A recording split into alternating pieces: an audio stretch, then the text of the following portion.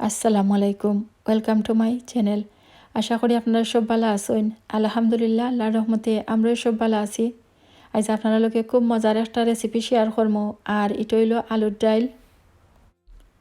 আলুর ডাইল রান্নার লাগে কয়টা আলুরে আমি সিদ্ধ করিয়া কিন্তু চাল ফালাই দিছি। আর তার ওখানে আদি বাঙ্গি লাইলাম। একবারে বাঙ্গিয়া বেশি মেল্ট করা লাগতো না, কয়েকটা যেমন বেশি মেল্ট হয়ে যাইব আর কয়েকটা তুরা আদা বাঙ্গা থাকবো, ওখানেও করা লাগবো। কোনটা কতখান দিছি তার কইরাম না, আপনারা কতটা আলু দি বানাইবা বা কতটা আলু দি ডাইল আনবা ওলেও আপনারা বুঝিয়ে দিলেই তো হইবা। বাঙ্গিয়া রাখাই আলুর লগে 1 কাপ পানি মিশাইয়া রাখি দেবো, কম বেশি আপনারা ইচ্ছা মতো মিশাইতে পারবা। আমি চুলাতে একটা হাঁডি বই দিছি আর হাঁডির মাঝে তেল দিলাইছি। তেল গরম হয়ে গেলে দারচিনি এলাচি তেজপাতা দিলাইছি, দিয়া 30 সেকেন্ডের মতো একটু লাড়িয়ে চাড়িলাইমো। এরপরে এর মাঝে আমি পেঁয়াজ কুচি দিলাইছি। পেঁয়াজ কুচি দিয়া লাড়িয়ে চাড়িয়ে বালা করে কষানি লাগবো। অনেকেই হয়তো অনেক লাগান রান্ধেন, আমি আজ জিলা রানলাম ওলা ওখানে আপনার লগে শেয়ার করবো। আর এর লগে লবণও দিলাইমো। তুরা সময় পেঁয়াজ কষাইয়া এর লগে 1 চা চামচ আদার পেস্ট আর 1 চা চামচ রসুনের পেস্ট দিলাইমো। পেঁয়াজ যে সময় কিছুটা ব্রাউন হইয়া মেল্ট হয়ে যাইব ওই সময় এর লগে আমি তুরা 1 ফুটা পানি দিলাইমো। তুরা পানি দিলাইলে গুঁড়ো মশলা যে সময় দিমো ওই সময় আর মশলা জ্বলতো না। গুঁড়া মশলার মাঝে দিলাইলাম হলুদের গুঁড়া, মরিচের গুঁড়া আর ধনিয়ার গুঁড়া। আপনারা চাইলে এর মাঝে গরম মশলার গুঁড়া আর জিরার গুঁড়াও দিতে পারবা। লাড়িয়া সারিয়া সবটা কষাইলাইমো। আর এর মাঝে আমি একটা পাকনা টমেটো কাটিয়ে রাখছি, ও টমেটো দিলাইমো। দিয়া মশলার লগে বালা করে লাড়িয়া সারিয়া সবটা কষাইলাইমো। কিছু সময় সবটা লাড়িয়া সারিয়া কষাইয়া এর মাঝে আমি 1 কাপের মতো পানি দিলাইমো। পানি দিয়া মশলা টমেটো সবটা একলগে মিশাইলাইমো বালা করে। বাতের গুড়িয়া রাখি দিমো আর 4-5 মিনিট হাই হিটও জাল দিমো। এই আলুর ডাইলের লগে আমি ডিমও দিমো, আপনারা চাইলে দিতে পারবা, না দিলেও অসুবিধা নাই, এমনিও খাইতে মজা। আমি ডিম দিলাম, আপনারা দিতে চাইলে দিতে পারবা, না দিলেও সমান, এমনিও খাইতে পারবা, এমনিও মজা লাগবো।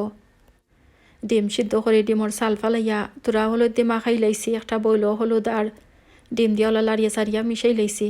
আর তেল গরম করিয়া ফ্রাই প্যানের মাঝে একটু বাজি লাইছি। 4-5 মিনিট হয়ে গেছে আর দেখতে পারটা এবার দিয়ে এই মশলা বালা করে উতরাইয়া উঠছে।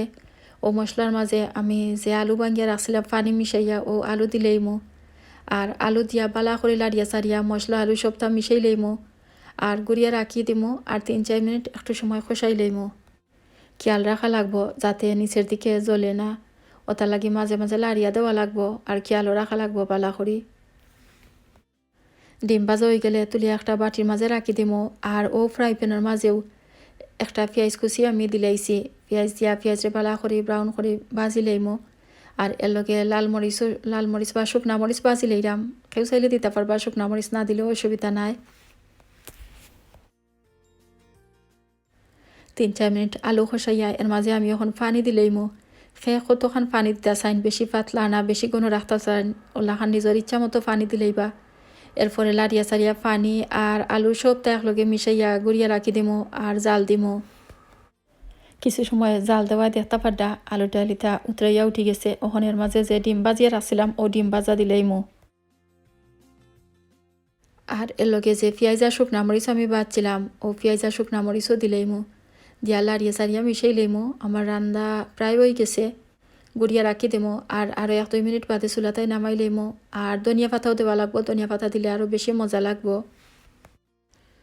আপনারা দেখেও বুঝতে পারলা আলু ডাল রান্না কত সোজা। আর এর লগে ডিম দিলে তো আরও বেশি মজা লাগবো খাইতে, না দিলেও ওইব ডিম এমনিও রান্না পারবা।